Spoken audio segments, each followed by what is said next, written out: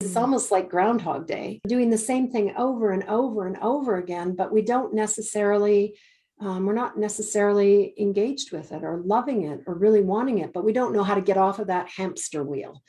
And in my clients, I just saw that there was so much stress and there was so much overwhelm. And of course, I experienced that too. But I think maybe it's a gift or an awareness that I've always been kind of up close and personal with my emotions, knowing that they were there and just having an awareness of them. Now, I didn't always know what to do productively with them, but I also could see them in other people almost before they even knew that they were having their emotions.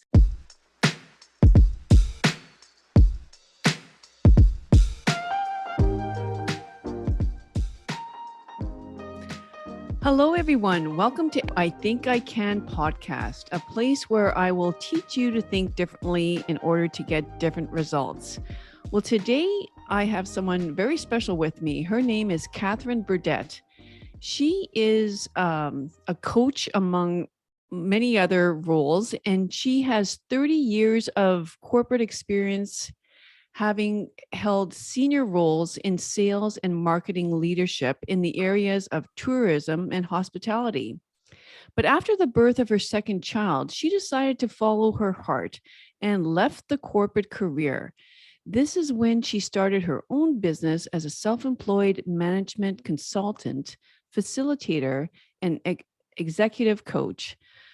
Her natural curiosity and passion to support and challenge others in pursuit of the lives they desire reminds clients that everything is possible when they tap into their wisdom of their hearts and make different choice to support their well-being and happiness. So welcome, Catherine. So happy to have you here. Well, thank you for having me. I'm excited to be with you today. Okay, well, I don't even know where to begin because your website is really comprehensive, and there's a lot of information there that I don't think many of us have really, how would I say that, have really even thought about in terms of using devices or using like any sort of biofeedback. And this is one of the main things that you do for people, right? Is to give them a way of regulating or being aware of their emotions or and their feelings through the physiology of their body. Yeah. Well, just when you were talking, it brings up so many key points. Probably I need to fix my website a little bit and maybe, pare it down. There is a lot of information there.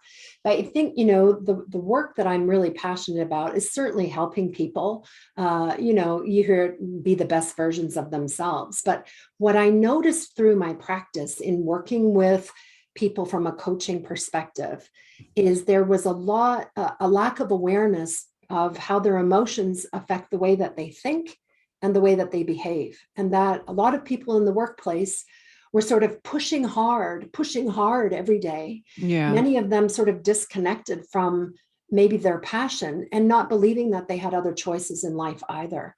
And so there was this swirl of stress that was around them, just sort of pushing that Sisyphean rock up the hill and showing up at work every day, but not really showing up at work.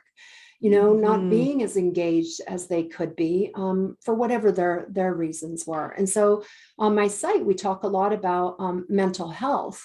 And mental health is not an absence of mental illness, of course. Right. I, like to, and you would know and could speak definitely to that at depth. But my mission is really to help people understand that we're always at choice, whether we're aware of it or not.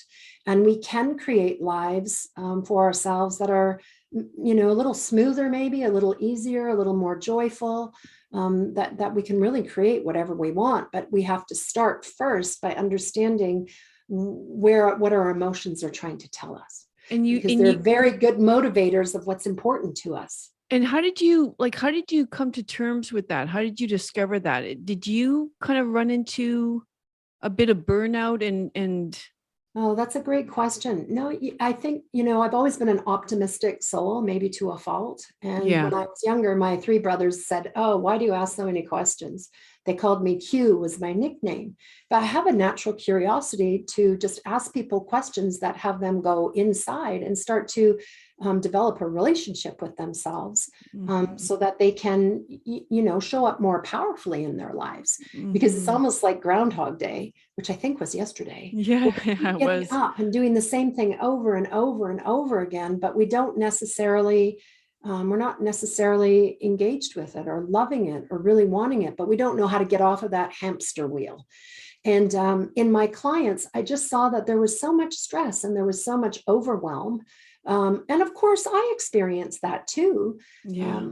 But I think maybe it's a gift or an awareness that I've always been kind of up close and personal with my emotions, Mhm. knowing that they were there and just having an awareness of them.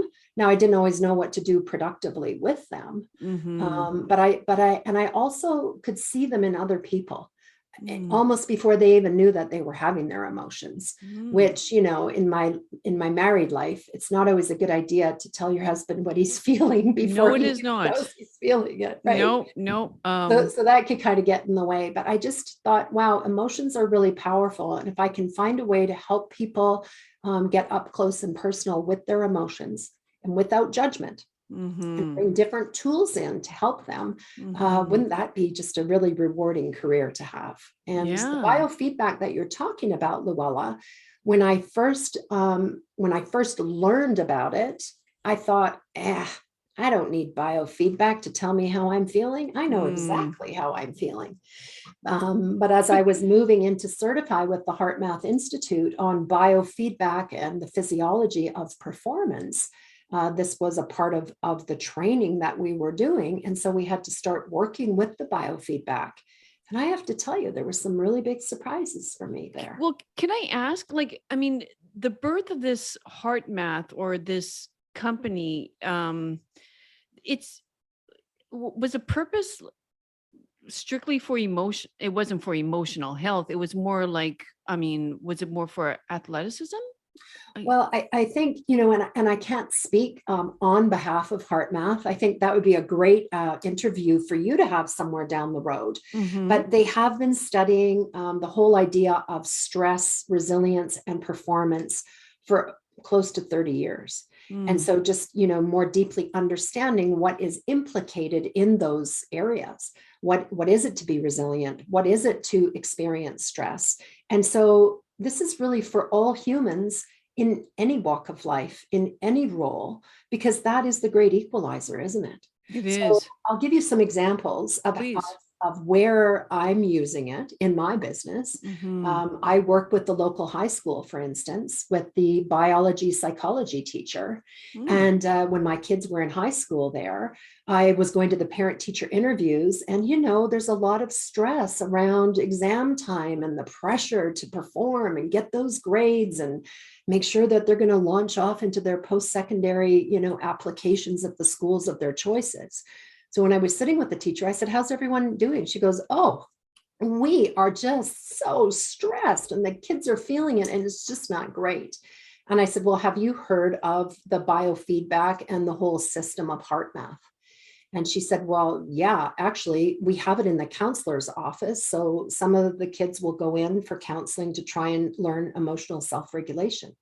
And I said, "Well, that's great, but it's time to get it out of the counselor's office and into the classroom. Mm. Because if we're not teaching our kids about their emotions and how to emotionally self-regulate, how will they ever perform well on tests?" And Right. so she got very interested. And as a part of her capstone research project for her master's in education, we did a pilot test. And Nice. all of the kids were provided with these biofeedback devices, which measure their heart rate variability. Mm-hmm. The kids came because they had a lot of test performance anxiety. Mm-hmm. And you know what it's like, probably had the Mm. experience when you're under pressure. Does that information fall out of your brain easily and readily?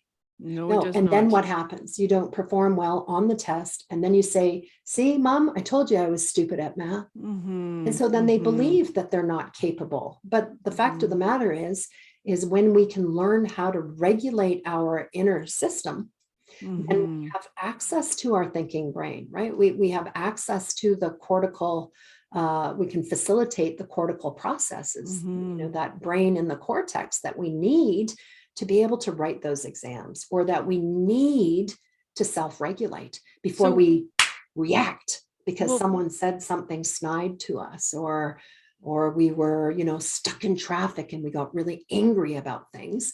All of those emotions are present, but they're not very helpful to us in no. terms of how we show up in life and our So, impact. how do we then change our reaction? How do we regulate our emotion? Do you teach them to go to their thoughts? Like, Yeah, okay. we really, that's a great question. And so when we're working with the students, and I do this with their parents in the corporate environment. So my focal point for my business is really working with individuals, with leaders, and with teams so that they can learn how to learn how to become more aware of the presence of all of those emotions and the intensity of the emotions that we have. Mm-hmm. And when we recognize when they're there, then we can actually do something different with them. But I think Mm-hmm. the biggest part, though, too, Luella, is that when people, like, let me ask you a question. Mm-hmm. When you feel angry or Mm-hmm. frustrated, Mm-hmm. what do you notice about your mental processes? Well, it's almost I think I go to my lizard brain. It's very reactionary. It's very intentional. Um, I'm on a mission to probably show the other person that I'm angry, and I need to get that energy out somehow. So could be yelling, it could be, yeah, it's just Yeah. disturbed. I'm pumped up and I need to get that energy out of me somehow. Yeah. And so, what does it feel like in your physical body when you feel that anger and then you are out there to defend or show them? Right? Oh, Where do you notice it in your physical body? totally. Yeah, heart racing. It's that fight or flight kicking Right. in. I need to run. I need to do something. Yeah. Right. And it's completely automatic. Mm-hmm. So I think, wow, isn't that something that's really cool about our evolution, though? That lizard brain is Mm-hmm. what, 300 million years old. I mean, Mm-hmm. it was there for us to be alive or dead. But we don't live in a world where we really need that lizard brain like that anymore. And yet it is deeply wired in our physiology. It's that evolutionary holdover, if you will. Mm-hmm. And then we think about that midbrain, which is somewhere around, I don't know, 200 to 250 million years old, that feeling place, right? Mm-hmm. And so when we think about, that sort of seat of emotion, so that's there. And then we think about the new brain, which is our thinking brain, which we really need to have online when we're dealing with challenging Mm-hmm. situations. But where does that brain go when we feel like we need to just survive and we need to protect ourselves? It shuts off. It's gone. And yet that's the one we really need to have access to. And so, Exactly. It's right, it's it's so it's it's the one it's a part of the brain that says, Luella, yelling and screaming at your children does not help right now. So, right, take that off. It's like, no, that one's shut off. right. And how much energy then do you burn? Maybe unnecessarily. So, I think we think about the body or our being as being energy system, and Mm-hmm. emotions are energy in motion. Mm-hmm. And so if we're expending energy unnecessarily because we're having these reactions, it has a lot of implications to our Mm-hmm. physical body, because how many of us actually have enough energy at the end of the day to be fully present with one another? Mm-hmm. Oh, and there's so many different physiological Mm. you know reactions and systems that are are happening too, like just in terms of blood sugar regulation. I mean, it has such an effect on our body that I think if we like, and that's why this stuff is really good, because if we, would see those numbers, it would be so much more effective. And yeah, like, I mean, that prefrontal cortex shutting off when, the primal brain is turned right on. It's it's something that I try to use with my couples as well, like just sort of like, but logically telling them that Mhm. doesn't doesn't help, because it's too late, right? It's the trigger has happened. The incident has happened. The Right. words have been spoken, and now you're in that fight or flight, you know, Mhm. central nervous system sort of reactionary state. So what can we do? What Yeah. tools can we use then? Well, that is great. So I think, I'll share with you a couple of things because I always think, the brain is, what are we doing? We're moving towards things that are rewarding and we're moving away from things that are threatening or don't feel good. Mhm. And so when I think, in your example about working with couples, when we overreact to a situation, maybe to a trigger, Yeah. and we overreact and we say and we do things that we don't feel good about in ourselves and maybe we regret, what have we done to the relationship? I always say, are you Mhm. drawing people towards you or are you pushing them away? Mhm.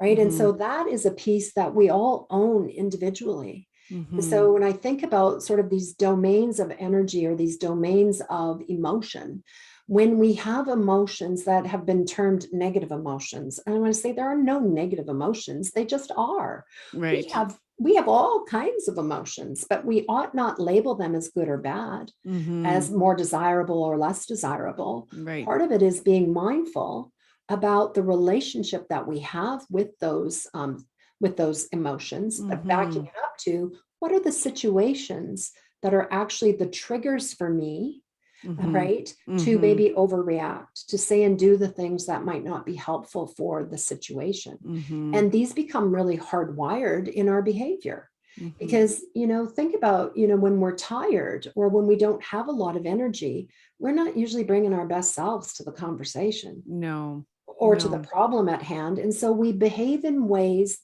that really distance us from that better person that all of us are, the patient person or the kind person or the compassionate person or the person who has empathy for another human being, or even, compassion for ourselves when we say and do things that aren't really the better part of who we are. Right. We're all doing the best that we can, but you can't change anything that you're not aware of. So first, we want to help people understand what are the situations that cause me to have these reactions, but what are also the situations that cause me to experience emotions that might be more regenerative in nature. Mhm. Because part of this, the biofeedback training, which is really, I really want people to understand, is the research that HeartMath has done almost, what is it, 30 years, 3 decades, talks a lot about the role of our emotions in our health. Mhm. And so if we want to, perform well in our lives, and I'm not just talking about performing well at work and getting a good review, just Mhm. showing up in life, Yeah. right? And having a little more ease and flow, maybe a little bit more joy, happiness, Mhm. well-being. We have to understand what's happening at the level of our physiology. And our hearts beat in a way that reflects our emotional state. And so the idea of the biofeedback, and here's just a little example of a Bluetooth biofeedback that actually bonds with a free app from the HeartMath Institute. It's called the Inner Balance. It clips onto the ear here, and then I Mhm. would clip it onto my clothing here, and then I would actually just run a session on my phone that is going to show me, and maybe I can even get it going a little bit if you'd like to see what that looks Sure. like. Sure. And for anyone who's listening right now, this episode will be uploaded to my YouTube channel, so you can see the devices. Mhm. as Well, Catherine has them. and there's a variety of them, but at the core of what they're measuring is the beat to beat changes in our heartbeats. So, when we go to the doctor, they'll say, oh, well, your beats per minute is 72. Mm-hmm. Well, our hearts are not like a metronome, they don't beat consistently. And so, No. what we're looking for is, well, there's always going to be variability in the way that our hearts beat. Mm-hmm. And the more amplitude we actually have in the heartbeat is a reflection of sort of overall physiological health. Health, like the more variability, the better. The better. And Right. kids have more variability. Younger people have a greater range when they're young. And as we get older, it tends to get less variability. Mm. But, science, doctors, medicine are looking at heart rate variability as an indicator of our overall health. Mm-hmm. And in fact, as an indicator of all-cause mortality, even more so than some of the other indicators, or disease that's out there. So being able to learn how to get into more of what we call a heart coherent state means that we're able to transform or shift our energetic state.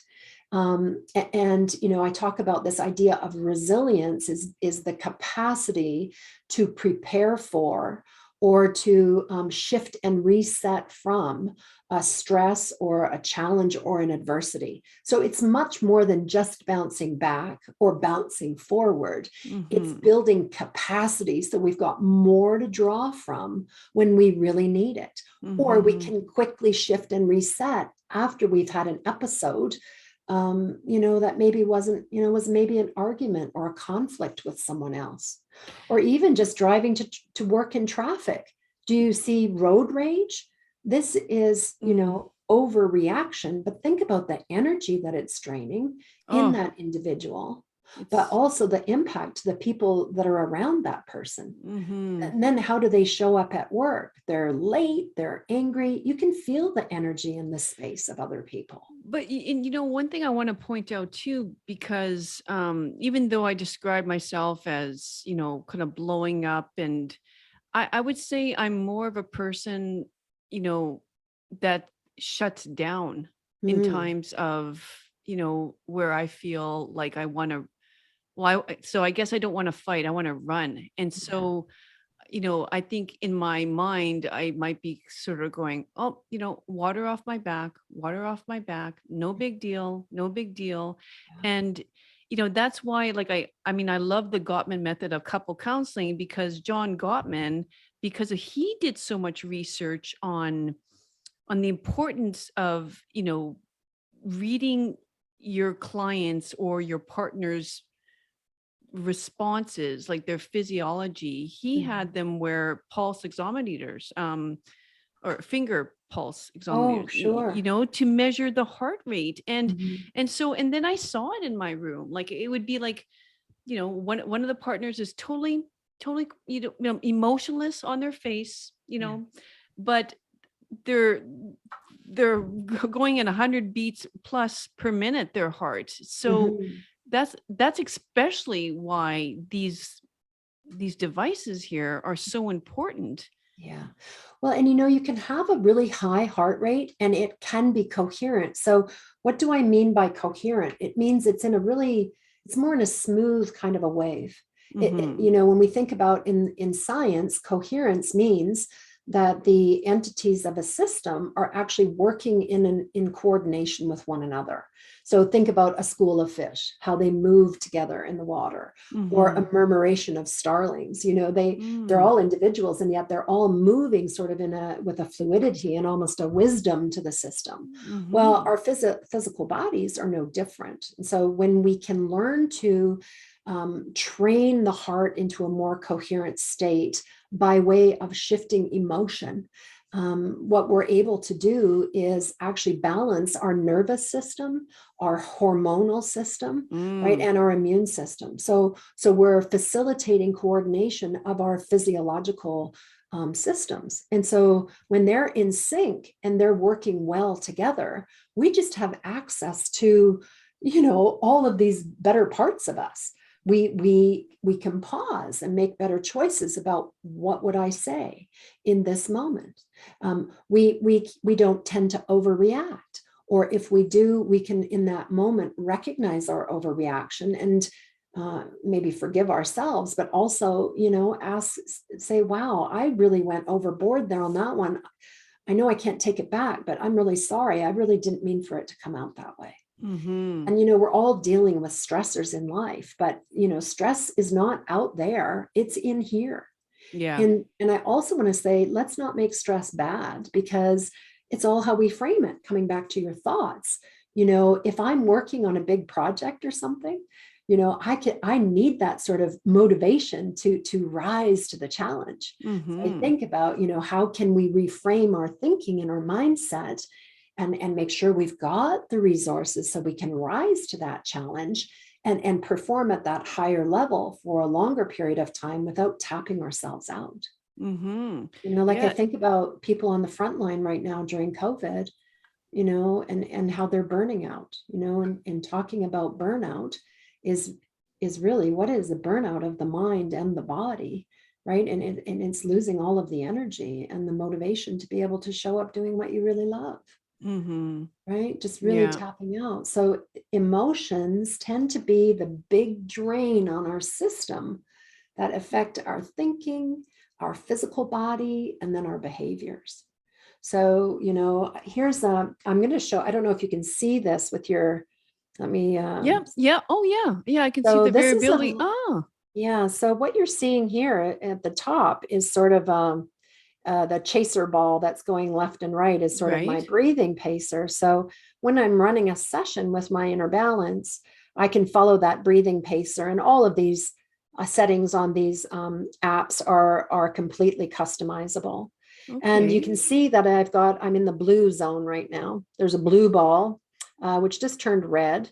So what it's doing is actually measuring right now my autonomic nervous system. So everything that's going on in my body. So even Hmm. though I'm red right now, I'm and showing an more incoherent kind of heart rate pattern.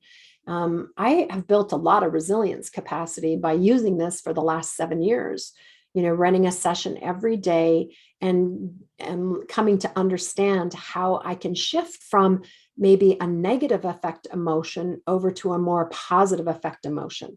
And so when we have negative affect emotions, it releases a cascade of about 1,400 biochemicals into our system, two of which we know well, cortisol and adrenaline, right? The adrenaline and the Mm-hmm. cortisol. And cortisol can really impact the quality of sleep that we have at nighttime.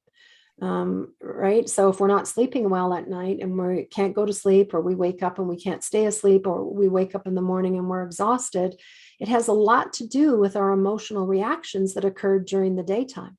And, Mm. when you're tired and you're exhausted at the end of the day, how likely are you to make good food choices? Or Yeah. how likely are you to go take that walk around the block, or go to your yoga class, or just do something to help move that energy through your body in a way that So, is supportive and healthy for you? so Not likely, right? no. So you're saying that, like, I mean, I love reframing thoughts. I think that's one of the best ways to tap into our, I mean, that's a direct entry into our thoughts, and our thoughts change our emotions. Yeah. So an example would be like walking outside today, where it's very, very cold here, Mhm. and me saying to myself, oh, I love the sunshine. I love the crisp air. I love, this feels so good. Blah, blah, blah, rather than, oh, I hate this cold. I hate this. Right, right. And I think too, there's debate about what comes first, the emotion or the thought, kind of like the chicken and the egg. Mm-hmm. I mean, they have a really, they're very connected. So the Mm-hmm. more you have maybe that negative thought, the more you feel maybe more angry or resentful or frustrated or annoyed. And then you release more of those biochemicals into the system, Mm-hmm. that are not, I mean, they're going to happen anyways, but if they're chronically released and we become addicted to the hormones of stress, that's what it feels like. And that's what I know. So I live in that state for a longer period of time. What it does to the heartbeat is it puts a very incoherent heart rate variability pattern at play. And that neural signal from the heart actually travels up to the brain. And the brain says, uh-oh, she's in trouble. Shut down the thinking brain. We don't need you right now. No. All we need is the energy to get out of whatever danger we're now in, right? It's that fight or flight, as you said, the fight or flight reaction. And so that brain goes offline. I've seen some stats that say for up to 18 minutes, it can be flooded. So, oh yeah, flooded. Exactly. Flooded. That's actually an intervention that we talk about a lot in like, especially the couple therapy and the Gottman therapy, you know, and what we do, like we go through exercises, like we actually stop the session and get that person to come down from that level. Otherwise we there's no point in continuing the conversation, right? So how do you do it, Luella? How do you get them to come down from that level? Sometimes closing their eyes, taking them to a place, you know, like a visualization exercise that tends to work really well. Always going to the breath, of course. Yes. You know, the deep, you know, inhale, exhale, even for 2 minutes, can do wonders. And then, you know, there's also the muscle, like, you know, tensing their muscles and releasing their muscles again, just to sort of like be present, you know, feel their legs, feel their arms, and just sort of get them in the present again, to not perseverate on whatever uncomfortable thought they're having. So it's all about bringing them to the present again. Well, and, you know, I mean, that's really the practice of mindfulness, isn't it? Is to be in this present moment with that openness and curiosity, and not judging what's there, but really changing our relationship with what's there. Because those thoughts and those emotions, they tend to be quite automatic, but we want to recognize the patterns of automaticity that we have, so that, to your point, we can break that cycle. And how do we do it? Well, we turn our attention to different anchors. So it could be breath. And we know that breath has an immediate impact to the way the heart beats. So when you're actually breathing a little deeper and a little slower than usual, it changes. It's called mechanical coherence. So it starts to even out the heart rate variability pattern. So it doesn't look like the earthquake seismograph all over the place and impacting our thinking processes, but it starts to balance out the autonomic nervous system, right? Which is really an energy system. And so if you think about, would we drive our car with the gas pedal on and the brake?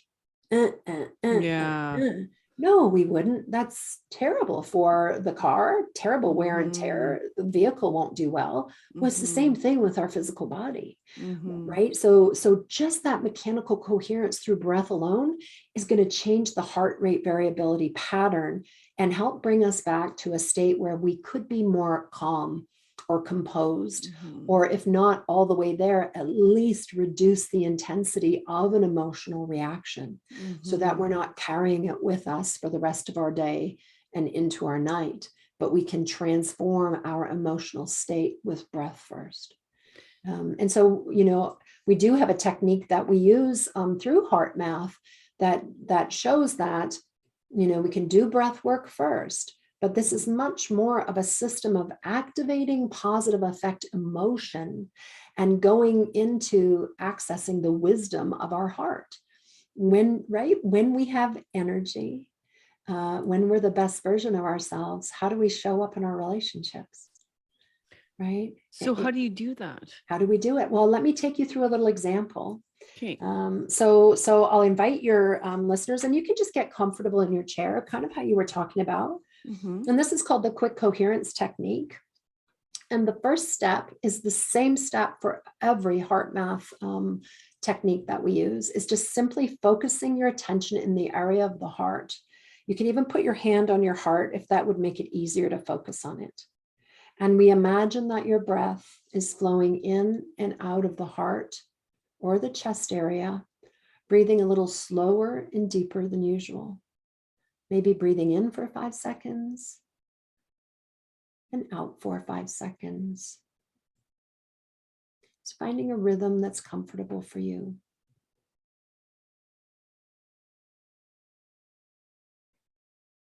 And putting our attention around the heart area actually helps us get more coherent and more centered.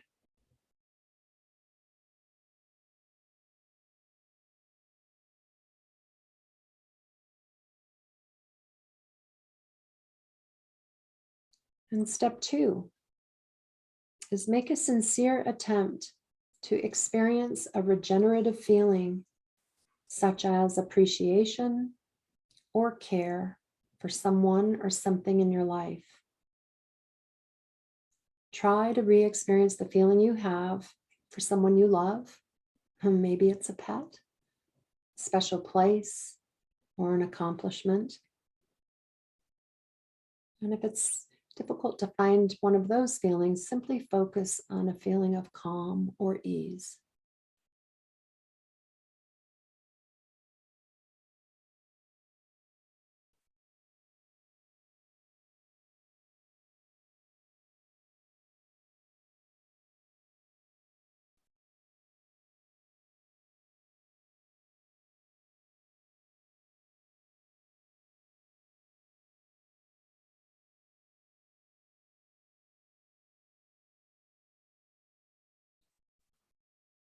Well, and as people move forward to practice it, there's only 2 things to remember: is heart-focused breathing and activating a positive affect emotion or a renewing feeling. We can all identify what some of those might be from some point in our lives. I know I think about my pet all the time. Sometimes I think about, when my kids were born, oh, what an amazing feeling that was when they arrived to the planet. And so we know as well that our thoughts, right, and our emotions, it's that whole cellular memory. It really, it's like reliving it all over again. Yeah. So that can really shift us into that more heart coherent state, calm our system so that we're alert and we're composed and we're grounded, right? This isn't about relaxing like our physical bodies would relax, but we're in a state where there's a calmness and an alertness. You're right. So we have access to, these conscious choice points. I was wondering, rather, like, would feeling the pulse of, like, on your wrist would that also be, I'm just, or So how this device works is actually picking up the pulse waves in our ear, and it translates that okay. into the heart rate variability pattern. Okay. And what it is effectively doing is measuring the activity of the autonomic nervous system, which has 2 branches: the sympathetic system, which is like the gas pedal of our system, when we need to get out of trouble. We need to recruit energy to get out of danger, maybe, right? And the other part of the system is the parasympathetic system, which we think about the brakes of the system, Yeah. which is more about conserving the energy. Yeah. And so, in COVID times, I see people we're living in a, what do we call it? The VUCA world. It is volatile. It is uncertain. It is very complex, and it's ambiguous. And humans have been asked to change over and over and over again in the midst of uncertainty. And so that's put a lot of us in a perpetual state of depleting and draining emotions, which actually over time can create a lot of disease in our body. Whereas when we can learn how to shift even to neutral, sometimes when I'm having maybe a tough day, and emotions can be elevated. Sometimes just reaching for neutral is what I'm reaching for, because calm and ease is just way too far away. Or appreciation and gratitude, it just might be a big stretch for me. So if I can sit and practice my heart-focused breathing first, and then just breathe in neutral, right? And just let that go, I can find on my biofeedback how that changes my inner physiology. And it really helps me to be better balanced, because we know that human beings can make better choices when we're in the parasympathetic system. That's Abs- known as the social engagement system, Okay, right? so I have some questions. So, Mm, a person could actually walk around with that device all day long mm, and be checking on their phone to see mm. what's happening. Is that true? Well, no, I'll give you a slight Okay. correction on that. Because it's measuring the entire system, right? There's a lot going Mm-hmm. on in the autonomic nervous system from a Mm-hmm. nervous and a hormonal perspective. This is intended as a stationary, so not an ambulatory HRV. We would Okay. encourage people to sit and run a session from 3 to 5 minutes a day, or even just a Mm, few minutes a day, just to plug mm, into it, to start to get the sense of what it feels like to be in a more coherent pattern. s- And yeah, and so it challenges us at 4 different levels. So when we start out to begin with at levels 1 and 2, we can get into a more coherent heart rate state simply through our breath. And when mhm, humans breathe, adults, the average adult breathes about 20,000 times a day, but it mhm, is largely an unconscious behavior. mhm. And so, if we could take the time to just intentionally and consciously breathe for a minute or 3 minutes or 5 minutes a day, what we're starting to do now is train our system into being more coherent internally. And this over time builds our baselines of resilience. So we've got more to draw from when we need it, or we can recover from an intense reaction, maybe just a little more quickly. Okay. It really So, supports overall physiological health. so do you think a good, I think we all have, I think we're all our best selves Mm, first thing in the morning. I mean, mm, rarely do you get into a heated argument with anybody, mm, the first thing in the, well, yeah, yeah. Then again, I know some clients wake up with incredible anxiousness. So maybe I shouldn't say that, but I'm just wondering, like, could a person, let's say before their workday begins, mm, 8 a.m. in the morning, do this measure, what your heart is doing, and then again maybe around noon, just before lunch, after having a whole work morning, mm, and compare that to prior to work, and then maybe just prior to dinner time again, because I'm also thinking about um mindful eating as well, right? Like, we want to, the way our food gets metabolized in our body has a lot to do with um mm. yeah, like our emotional state Emotions. as we eat, Mm, and then maybe just prior to bed. would yeah. would that be a pretty good Oh, exercise? yeah, that would be a great exercise. And the thing is too, these are lovely devices to have the biofeedback. Mm-hmm. And I love it because, hearkening back to my earlier story, I thought I had a really good handle on how I was feeling. But what I found was that my internal systems weren't exactly reflecting that.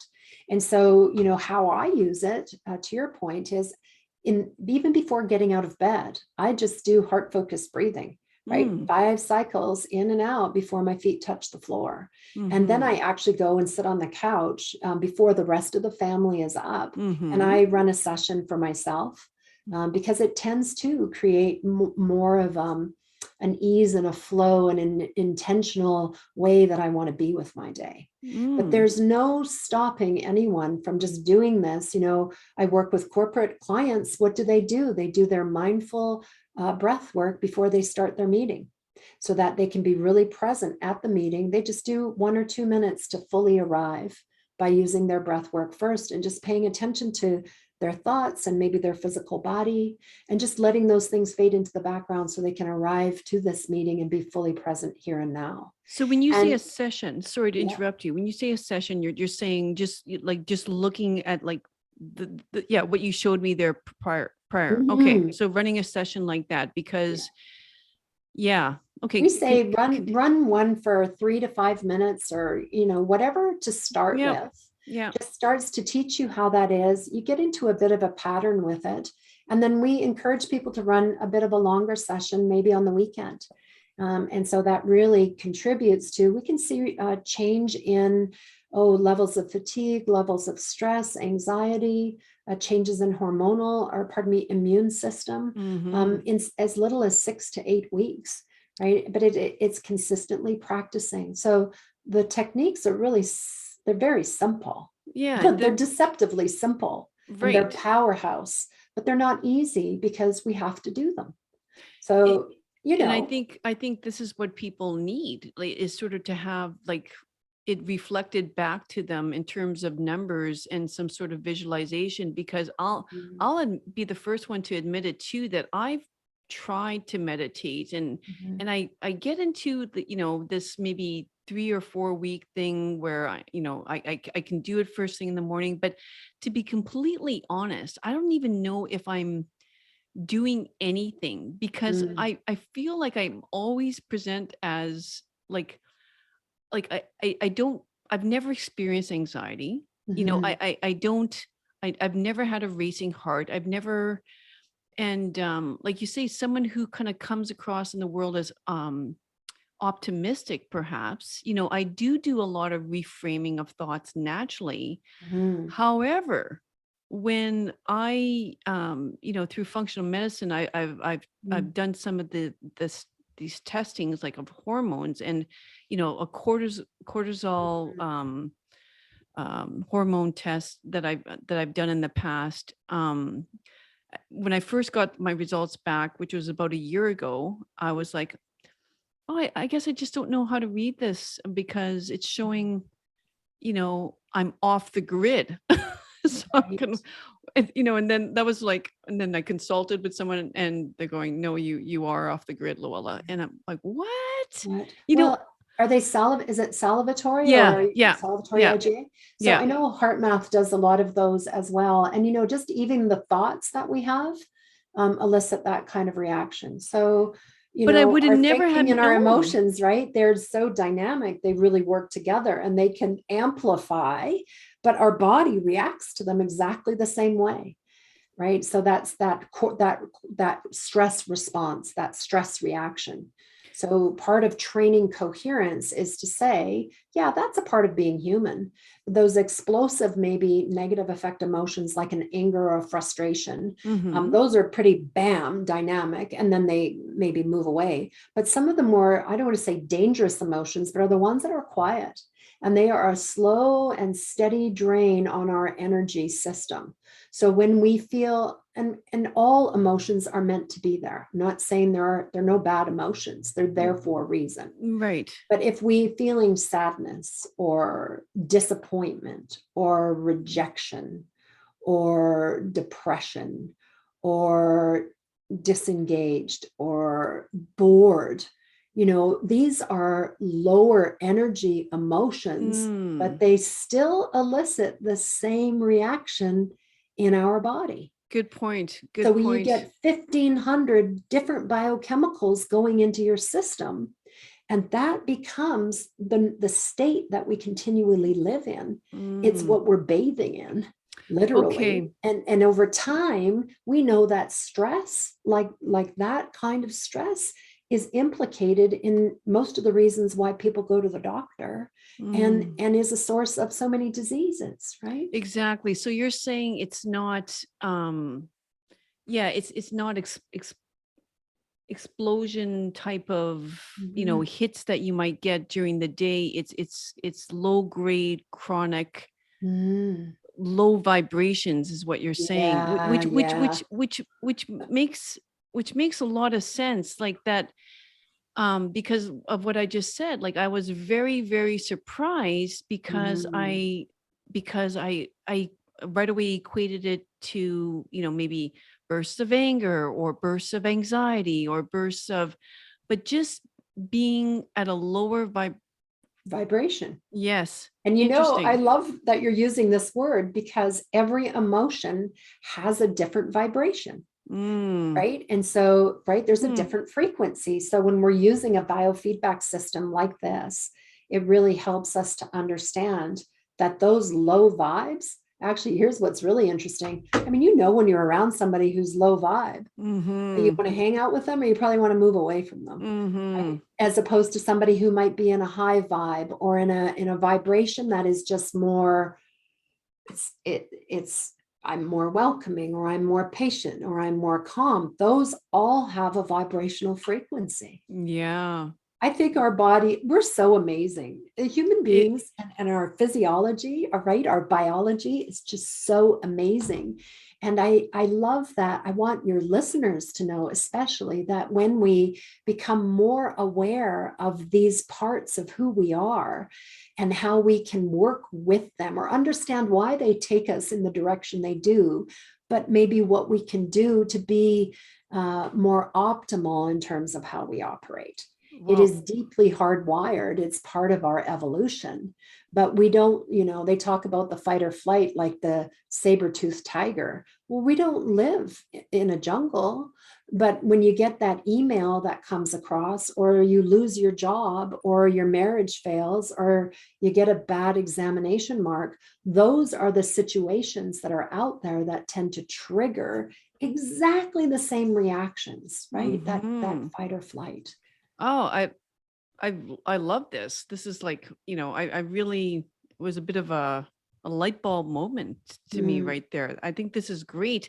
I'll just say one more thing, and then I'm going to get to, I want you to explain, like, your specific work and what you can do for our listeners.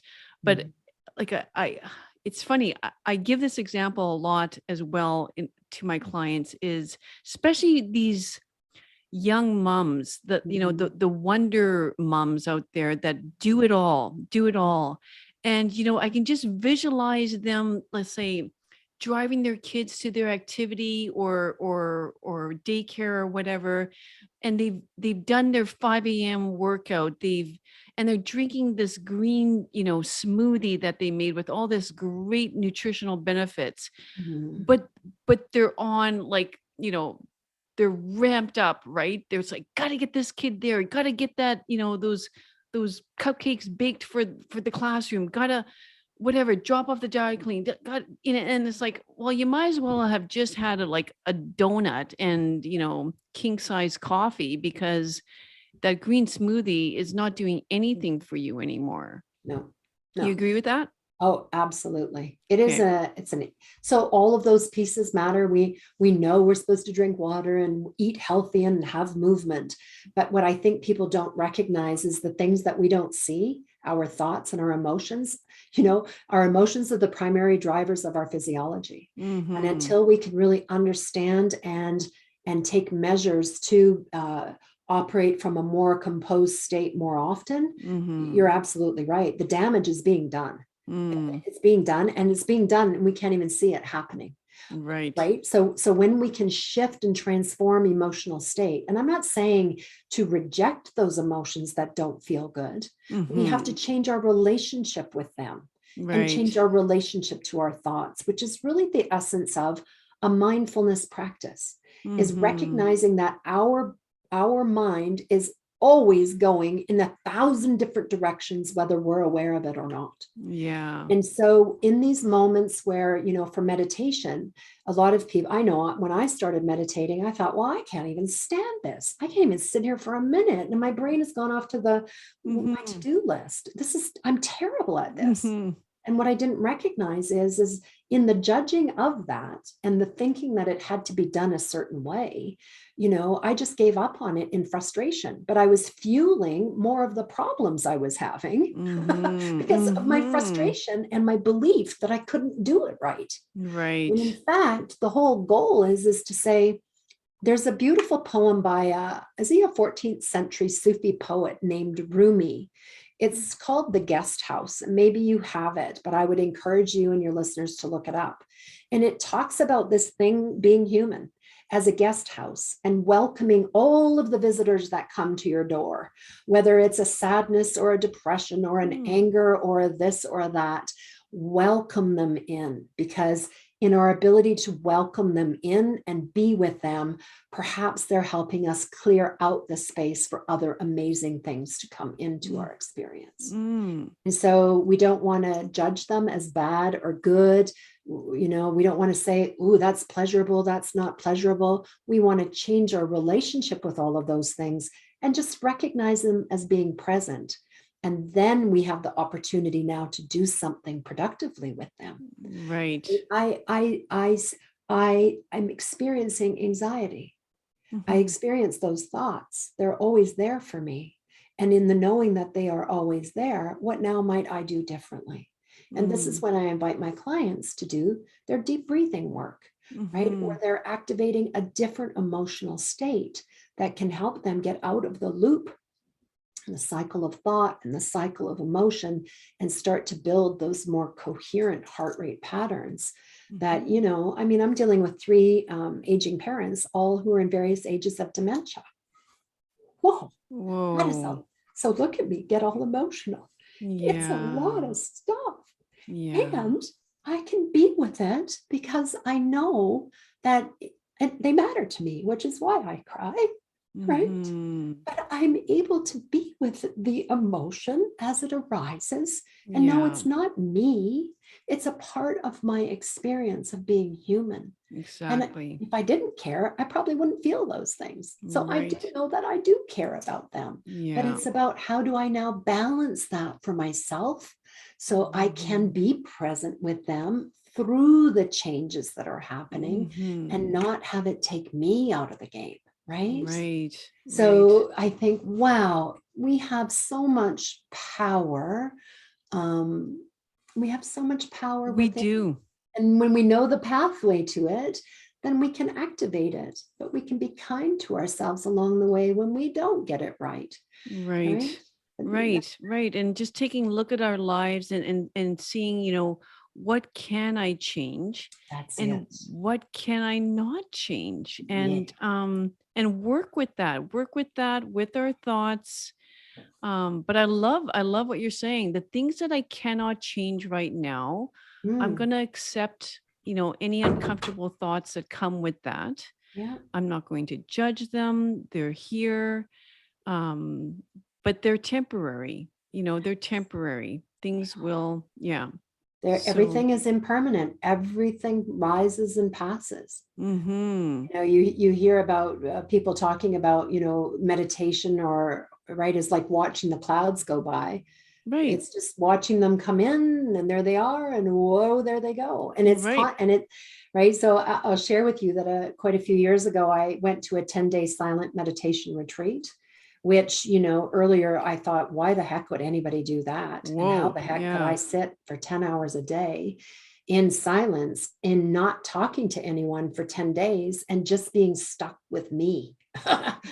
Just stuck with me and my thoughts and my feelings. And boy, did I ever want to run away from that place, because I recognized in that practice that those thoughts, oh my gosh, it's a mind of its own and it's always there. But it was in the recognizing of paying attention to the different sensations that came with the body and went through the body and the thoughts that came and went. I am not part of those things. It's when I attach to those things as having to be this way or that way that I actually create a lot of my own unhappiness, and I maybe resist things that I don't want to have happen, as opposed to just recognizing that it's there. How do I want to be in relationship with it? Right.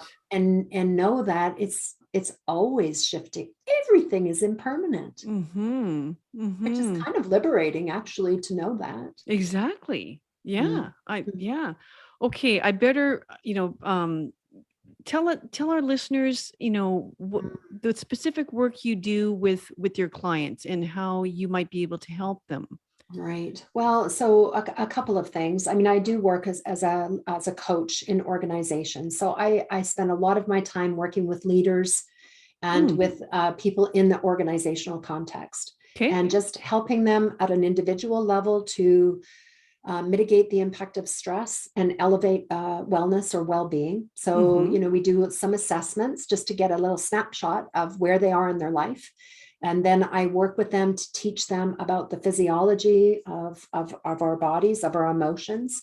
I teach them some of the tools and techniques of mindfulness, if you will, which is really a way of living, or with heart math, tools and techniques with the sensors. Many of my clients have the sensors, and they work with them at their workplaces, which are now all remote. But they actually, what's really cool is they can actually now have their own app. So their own group in their workplace can actually go onto the app and see how they're feeding the collective field with more coherent heart vibrations. Oh, wow. Oh, it's really fascinating. So it could be like, hey, you're not giving us a good vibe. You're going to have to just do some. Well, and we're all going to know it anyways, right? Because we know that thoughts and feelings are broadcast through the electromagnetic field of the heart. I mean, that's just science, right? And so you can feel somebody else's vibration, or you can feel someone else's energy when you walk into a room. You know when they're not in a great space, or when there was maybe an argument in the room earlier. You can feel the tension in the room. So as sentient beings, we can pick up on those things. Even though you might not be saying it, it is a felt sense of what's happening. And so that's part of this science as well. So yeah, I work with individuals to try and help them become more mindful about, just where they are and how they can change the relationship with their thoughts and their emotions. I help them learn self-regulation techniques so they've got more energy at the end of the day, and they're just closer to the person that they know that they are, but are having a hard time reaching, right? Because maybe they're living under the hormones of stress and overwhelm, and they just don't know how else to do it. And there is a pathway, of course. Once we learn the pathway, then we can start developing other practices. In the work that I do with my teams, we do the snapshot of stress and well-being first, teach them tools and techniques, do the biofeedback, and then we measure them again, 4, 5, 6 months down the road. And the shift that it brings tears to my eyes, but it brings tears to theirs too, because they've changed their lives and they've changed their relationships, and they just are experiencing more joy and more peace and balance and even health. And I'm not a doctor and I'm not making claims, but the direct experience I have with some of the clients is some of them have gone off of their high blood pressure medication. Wow. Some have reduced their diabetes medication. So, they're learning how to tap into the wisdom of the body to help them with their healing as well. So the corporation, is hiring you to work with them and their team members in order to build a better business. Yeah, absolutely. Great. Yeah, because, and let's face it, boy, they're having to re-engineer how they're going to be moving forward, as a result of all of these COVID impacts, right? Wow. So there's a lot of emotions around that. I think too, Luella, people would talk about, and I think in generations before us, it's like, well, you don't show people your emotions. Right. Don't let them see you sweat, or don't show them any of that. And better yet, don't even bring those things to the workplace. You should leave your emotions at home. Yeah. But I love the quote by Dale Carnegie that says, look, we're emotional creatures long before we're rational creatures. Yeah. And when we understand about how emotion drives everything, and how emotion gives us access to our rational thinking, that's when you allow the head and the heart to actually work together in tandem, so they can really support one another in our decision making and our communications and our problem solving, our relationship building. It just helps us have a better ride in life, really. Oh, I love it. No, Catherine, your work is fantastic, and I really enjoyed today's talk with you. So I'm going to make sure everything is linked in the show notes, how to connect with you, and your website, and for all those leaders out there to really encourage them, because like you said, there's no better time as there is right now to uplift everybody's morale during this time. So Well, and I think too, Luella, we're all leaders, aren't we? Like Mm, leaders in our whole lives, whether we have the badge or the title. I yeah, think of parents as leaders and teachers as leaders, and we all absolutely. have the opportunity to influence and impact one another. But the real work has to start here first. And we really do have everything we need right here if we just Mm, learn how to, tap into it. love it. Mm. Okay, thank you so much, and have a great rest of your day. I'm going to go run my session right now before I go to the next segment of my day. Oh, perfect. Okay, Yeah. wonderful. Okay, talk soon, Catherine. Take care. Thank you. Okay, bye Bye-bye. bye. Thanks once again for joining me on another great episode of I Think I Can podcast. If you liked it, please subscribe below so you don't miss out on any future episodes. And until next week, treat each day like it was your last, because each new day is a privilege that we shan't take for granted. Cheers and have a great week. Bye-bye.